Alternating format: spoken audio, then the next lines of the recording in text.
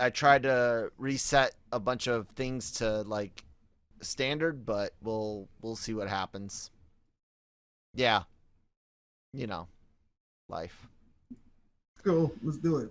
Oh, means I gotta push the button. I feel like George Jetson, man. Oh my god, I had to push the button like 6 times today. You would never believe how evil what was his name? Spacely?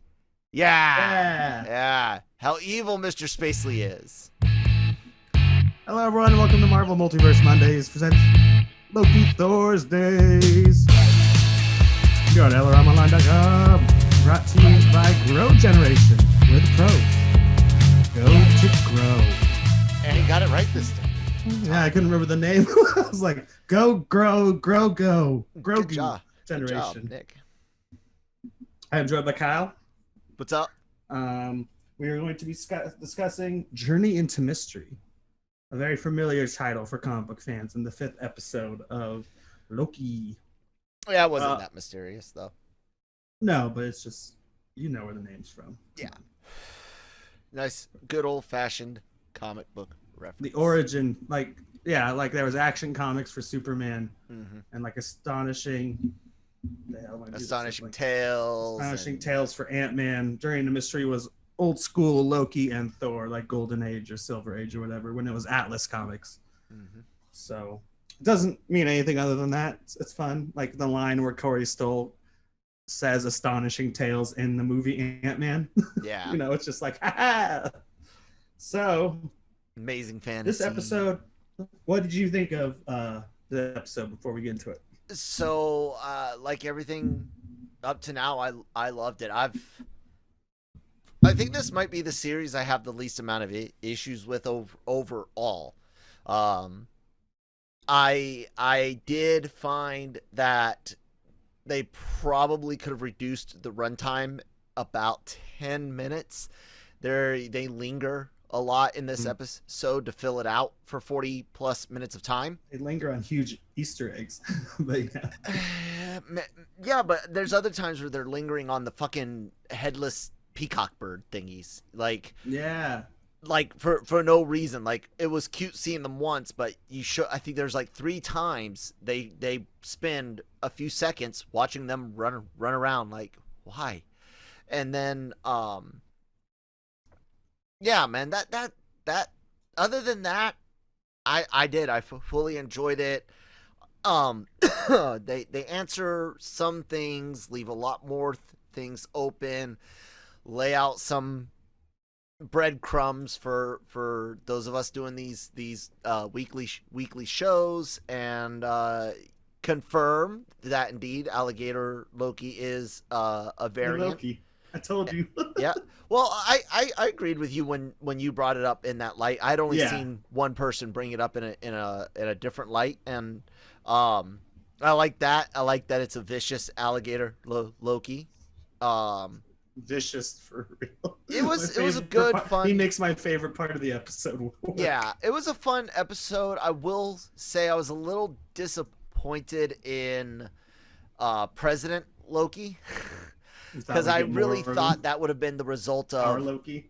Yeah, that would have been a result of a fun adventure, and instead it was just a good joke. So I guess because my expectations were different, but other than that, man, I really enjoyed the episode. Yeah, this one's my favorite Loki episode, and probably one of my favorite episodes out of the Disney Plus series they've been doing so far, which is a wonderful change of pace from the last 2 episodes where I was more tepid. My shoulder. Oh, that hurts. Oh no. Well, yeah, I loved it. I will say this is kind of a fuck you to people like us, this episode, because they threw in so many goddamn Easter eggs. It would be impossible to list all of them. So when we talk about the episode, I'll just say my favorites. One of them stood out to me, and I was like, holy shit, I can't believe it. I'll just say it right now. Thanos' helicopter. Yeah, that was pretty funny. I saw that. I mean, I know everyone knows that it's not a hidden Easter egg, but yeah, you know, like the old comics where he's flying around in a helicopter. There's toys of it too. Yep. And then the Kang. It could be. Well, Kang. No, I think Chang would be a Q-I-E-N-J. But it's also a legitimate Asian name. But yeah, Kang, It's a company that exists in the comics. G, yeah. And is related to Kang the Conqueror. Exactly. So, and then Renslayer in this episode again, man. Like, I really don't. I don't know if I believe that she didn't know. I didn't believe it the first time she said it. When she went to Hunter B-15, I was like, maybe she means it. Maybe. First time she was playing Sylvie. Oh yeah. She wasn't even good at it. No. The Miss Minute scene where she's like stalling about the spaceship. And I mean, really, it's. I still think that she's either after Kang or trying to keep him in prison. Something. If she is scared, it's because he's gotten loose or something. But the big reveal at the end, I expect the old man at the end of time to be there. I don't necessarily think he's the big bad. He might be a pawn himself, but I do think we're going to see an old, decrepit Time Lord in the... What's his name? He has a name in the comics. I don't know, but how awesome would it be for it to be like David Tennant? Like... Oh my god. or even Matt Smith. One of those two as the old... last Time Lord again. There's a character called He Who Remains. Yeah. Who created the time. Well, of course, we know there aren't actually time lords.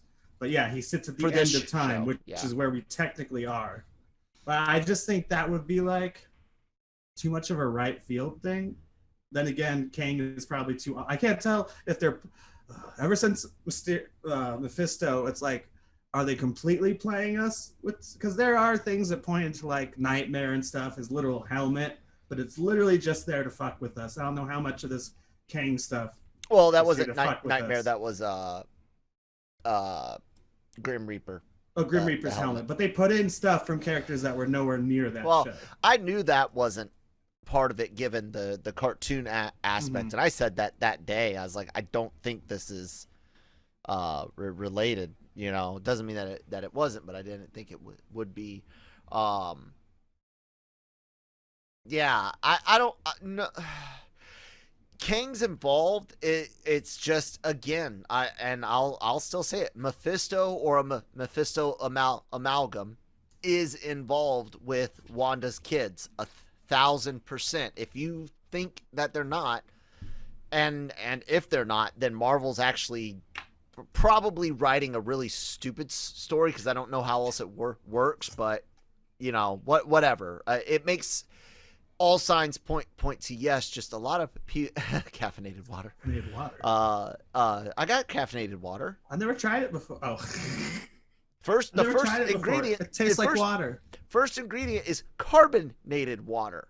See, so this doesn't even have the fizz. Sorry to get us off topic, but I saw this today. I'm like, what does caffeinated water taste like? It tastes like water. Anyways, I used to chew caffeine gum, Jolt gum. Oh, anywho. Now I get my ups through sativa. Anyways, where was I? We were talking about if you still think Mephisto will be involved down the line.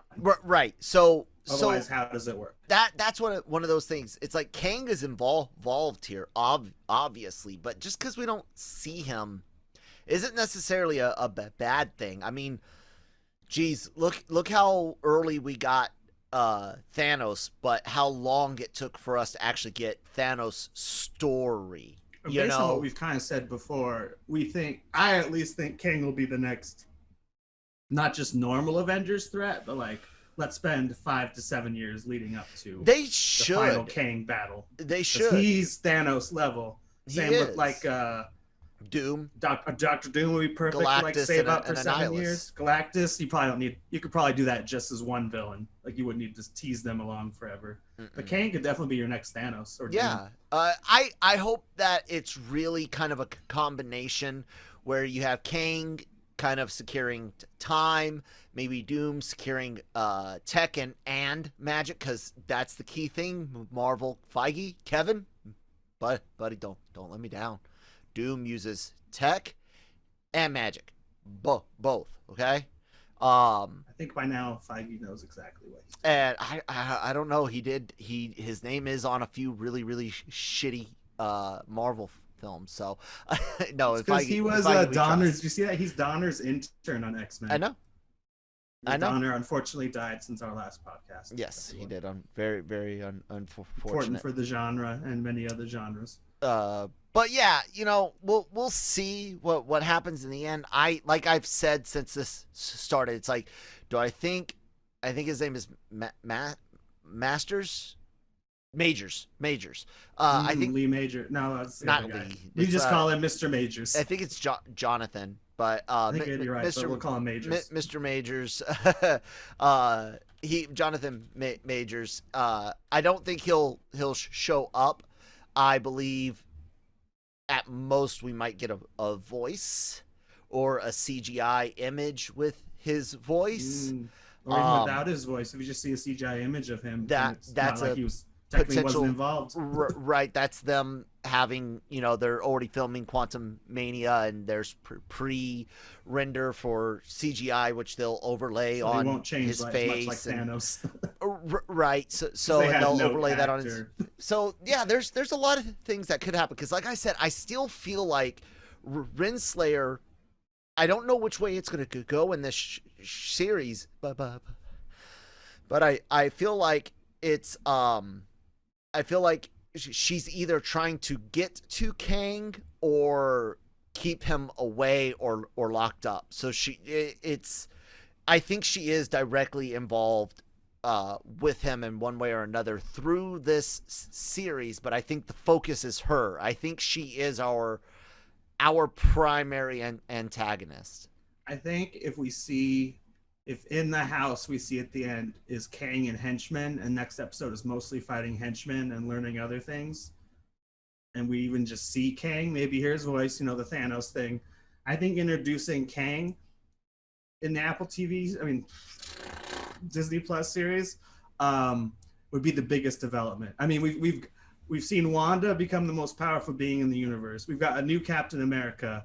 But still, see Kang would just be fucking mind blowing. Yeah, that's why I don't think it'll be a big full reveal. But even if he just is taking off at the end, like Dr. Evil, where he's like, "Aha! You'll see me in time." Since we already know he's been cast, we're in pre or principal. I can't remember what stage Quantumania is at, but I think it's.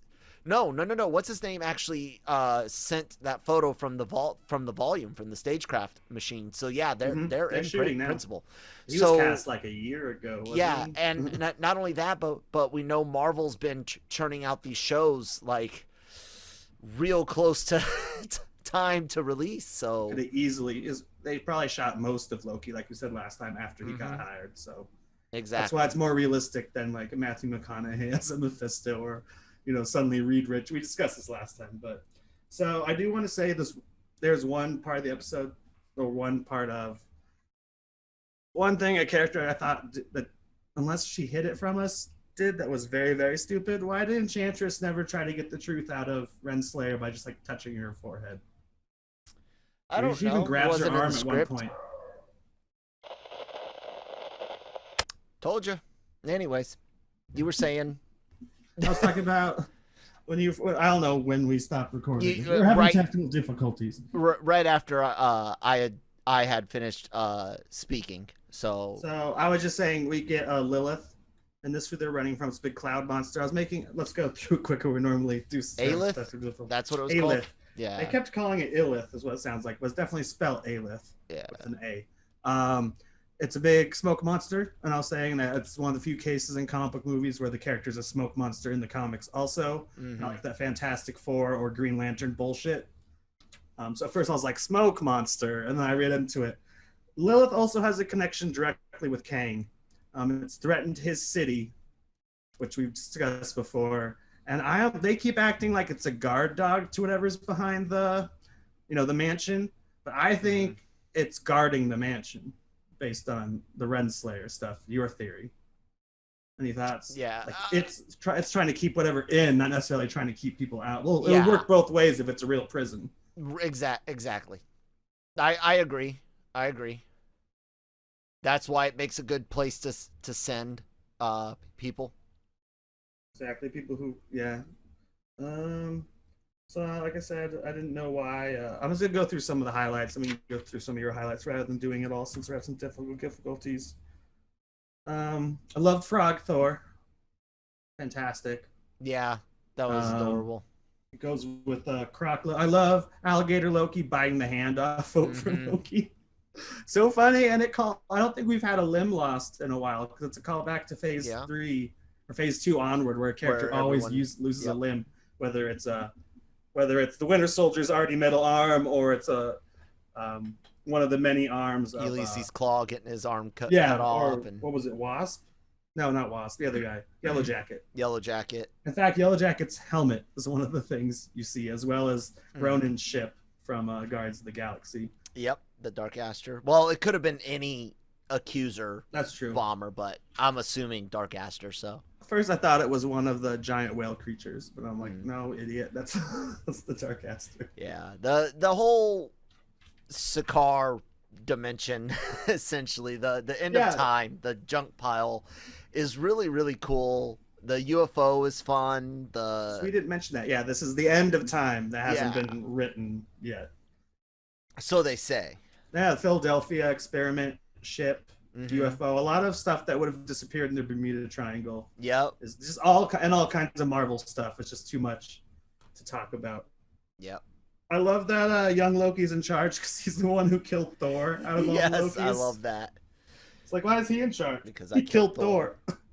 Oh yeah, and the Loki we couldn't name last week, who is the one who betrays them. Boastful Loki. Who claims he had all the Infinity Stones. Yes. Of course, my favorite is still old Loki, or as I like to call him now, Superior Loki, who both survived Infinity War, which the director says was very intentional. That's the way it was written. Like, what if Loki did survive Infinity War? Because fans are still like, maybe he faked his death.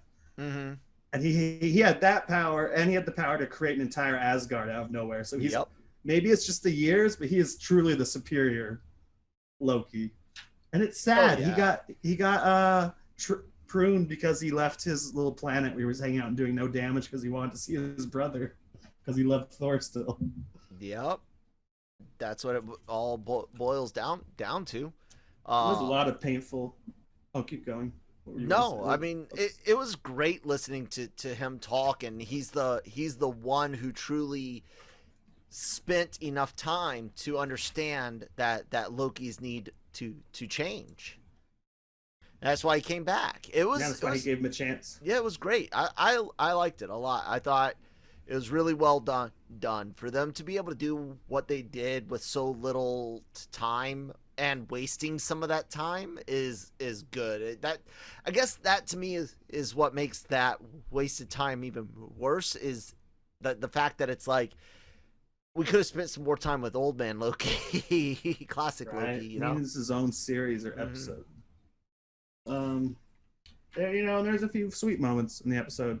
Loki calls Mobius a friend, and Mobius goes in for the handshake, and our Loki goes in for a hug, and he doesn't stab him in the back.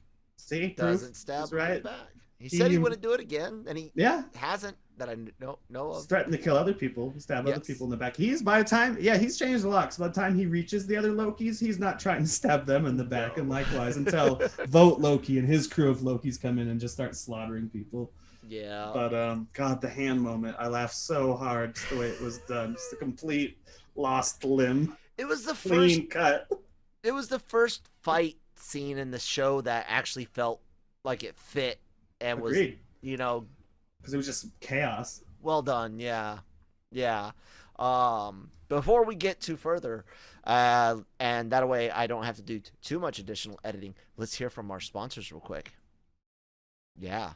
I would have actually already been able to click on it, but, we had that snafu. Anyways, here we go. Yay! Grow Generation, where the pros go to grow.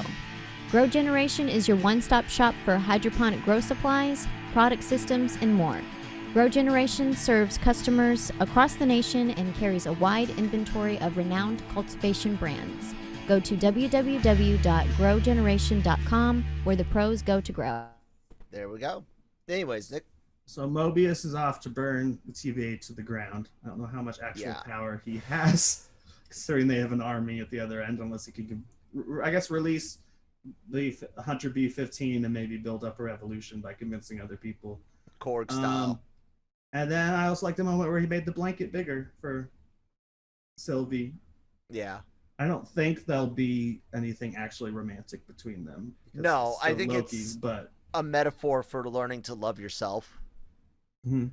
That's what I really think it is Loki's learning to love himself. Yeah. You know, not be full of himself, but truly love himself instead of despising certain aspects and trying to attain external influence to make up for it. You know, I think he's gonna truly learn to love himself, which is good. I don't know if I'm ready to say this is my favorite series.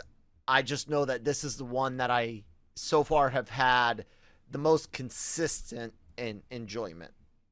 This will probably end up. I mean, the ending's everything, but I'm thinking this will probably end up as my second favorite. And it ends next week. What I mean, No. And then we get Black Widow Loki. tomorrow. Well, by the time people are listening to this, some of you might be seeing it tonight. Or, If not tomorrow, this weekend. Please, guys, if you have a theater that's open in pretty much all 50 states, but also in foreign countries, go support theaters, guys. Please do. You know, it's cool to sit on the couch, but man, seeing movies in with a group that's not just your significant other or kids is, you guys miss it more than you realize. Trust me. You when you get back in there, you're gonna be like, fuck, I could have watched Godzilla like this. I could have watched Mortal Kombat, maybe, you know, Mortal Kombat like this. Get back. You're gonna regret. The more movies you watch at home,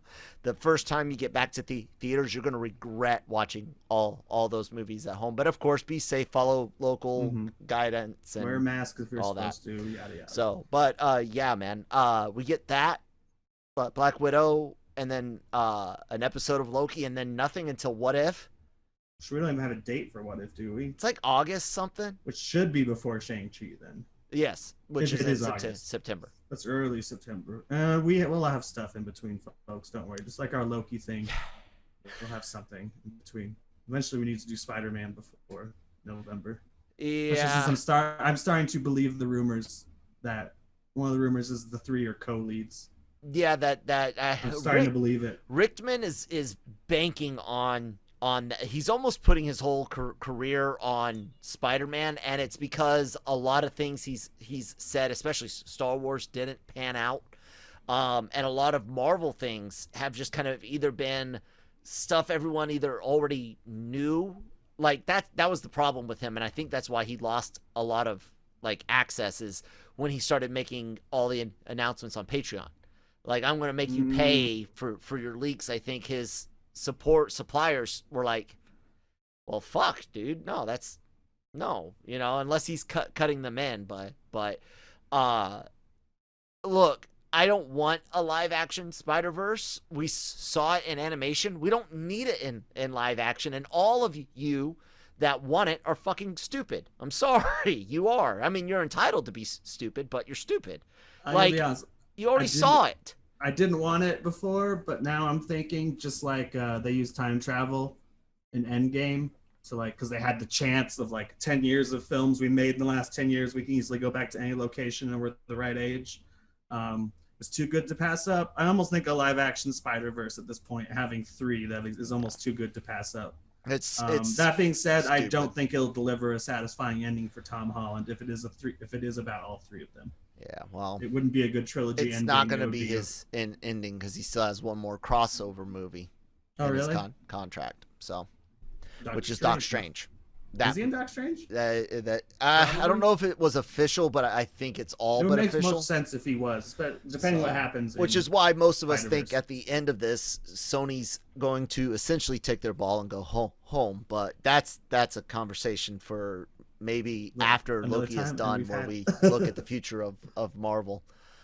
Cool. Anything else? I know we didn't do as much episode as in depth. Well, most people, I mean, but look, we did some other Marvel talk. The big reveals here are Renslayer knows a lot more than we thought or think she does, but we're not sure exactly what she knows. We know she knows a lot, but what, like, does she know a lot of the lies, or does she know a lot of the truth?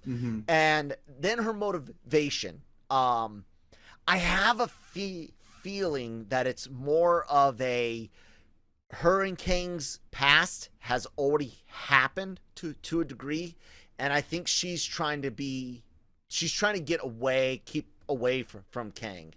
Like I said, I think our hero's success will be a failure in the end.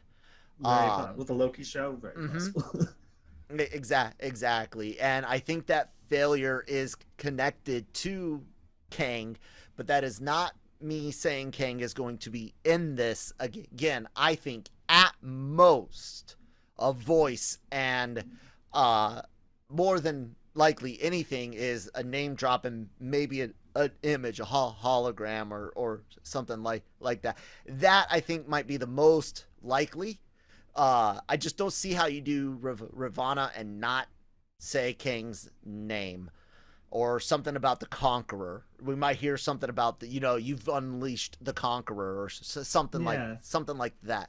And even if it's not what entirely breaks the universe for Spider-Verse and stuff, like, I'd like this one to have I mean, obviously both the two other series set up a hero we're going to see a lot going forward. But, like, I'd like this one to have real repercussions. Like, every time we think they're going to break the universe, like WandaVision or even the third episode of Loki, they're like, no, everything's back to normal. And it's like, come on, they've had so many chances. So I wouldn't be surprised if we come out of this series and it still hasn't happened yet. It's almost getting to that Star Wars point, where you look at it and people are we're just kind of like, do we care anymore? And why should we watch these side stories if you're not going to put anything big in it? And I think while I've been okay with all of the things that resulted from WandaVision and Falcon and Winter Soldier, while I've been fine with that, and Loki, we'll see what repercussions it has next week. They do need to start having some real MCU repercussions, more than just aside from just putting the character showing up, right? More like than Wanda adding or subtracting a character. You need, if you don't do that, you run the risk of what happened with Agents of S.H.I.E.L.D. and the Defenders, even the Netflix stuff, and ABC stuff. We don't want that again. You guys once said it's all connected. Make it all connected this time. Well, it's definitely all connected. It's just, how important are these stories going to be in the end? How and important that will goes, Hawkeye or She-Hulk be? Right, and that goes to the bigger fact of, holy crap, man! Like, can you guys really make me care about the MCU like you did with the Infinity Saga? Like, I don't know if you can. I don't. I have been watching. I need to finish up Age of Ultron. I got about 45 minutes left of that to watch, and then tomorrow, before going to see Black Widow, plan to watch Civil War, and then sometime this weekend watch Infinity War and Endgame, just to do Widow's arc. Yep, and I'll talk about that on Monday, I'm sure, when we're reviewing Black Widow on regular Marvel Multiverse Mondays. Speaking of which, we think we have a new name, ladies and gentlemen. Let us know what you think. Kyle? Marvel Multiverse Mayhem. So that way we can keep the Triple M thing going. Nick can change just one word instead of a bunch of words. So yeah, the Marvel Multiverse Mayhem allows us to cover everything Marvel, past, present, and future, and any day of the week. And yeah, even not MCU stuff. That hopefully remains not MCU stuff. So. Yeah, I really am not looking forward to talking about Venom 2, especially Tom Hardy getting a story by credit. Yay! I am looking forward to discussing I'm gonna get the canceled for that. For the Sam Raimi Spider-Man. Nah, man. The only thing that comes from, for anyone that might not recognize, is crank yankers. And yes, they were poking fun at a particular group, but considering I have that symbol on my driver's plate or license plate, I can Free pass. I can fucking do it. Damn it. Disability card, like a race card. There's a anime podcast called the Trash Taste Podcast, and it's two British citizens. One is of Thai descent, I believe. Gigux, Thailand, maybe. And then Connor's a white dude, and then Joey's an Australian who's half Japanese, I believe. I think it's on his mom's side. But they're this really cool group. I've known Joey the Anime Man on through videos for a few years, but the other two I just discovered this year, and they had this segment where they talked about pulling the Gaijin card in Japan, which is the foreigner. I didn't know. I'm American, or I'm British, I'm Canadian, stupid. whatever. I didn't know, and they were like, it works. You might get detained, and make sure you have your papers, but in general, it's just a headache. So as long as you haven't done anything too bad, they'll check your papers and go. But yeah, I'm definitely using the disabled and special needs card to use the Crank Yankers voice. Anyways, Nick. Cool. I mean, we got Loki covered. Yes, and hopefully by the time we do this next time, we will be up and running with new software and hopefully no more technical difficulties. And of course, as Kyle said, we'll actually be back on Monday to discuss Black Widow, and then we'll be back Thursday to discuss the end of Loki. Kyle, what else do the folks need to know? Bring us out. Oh, God, guys. Our podcast network, the Genreverse Podcast Network, brought to you guys by LRM Online. Yeah, I know our branding's a little all over. That's because we're trying to make sure you guys understand Genreverse is part of LRM. But wherever you get your podcasts from, the Daily Cog, the Daily Cup of Genres, on every Monday through Friday. That covers everything. Breaking Geek Radio is on Fridays. They cover everything. Get a lot of really cool interviews, especially in Black entertainment. I know Jonesy's been outstanding with that outreach. So if you are looking for Black all the good content, TV shows and movies. Black content creators and things like that, Breaking Geek Radio's got that on lock pretty damn good. We're doing the Tomorrow War, which, going back to Kyle's statement about movies, it's the first movie I've watched at home where I'm like, I wish this had theatrical release. I wish I'd seen this movie in theaters. Like, it's not great, but I was like, that would be the perfect popcorn movie on the 4th of July weekend on the big screen. Exactly. And then we've got the anime show, Animeversal Midnight Runs, talking about the Midnight Runs. That sounds terrible. Midnight Run. Talking about Domestic Girlfriend this weekend. Star Wars The Cantina might be live on Friday, might be pre-recorded. I got to talk to Mike. The thing is, we got a lot of podcasts, guys. Everything that you can imagine you want covered is being covered.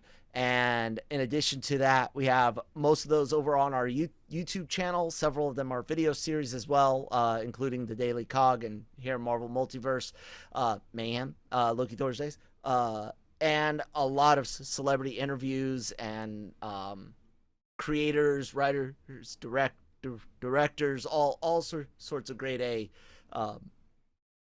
celebrity content that you're not going to find on IGN, you're not going to find on Hollywood Reporter. Those are all red carpet, blah, blah. No, we're having conversations. So please hit the subscribe button, share us with some friends and family.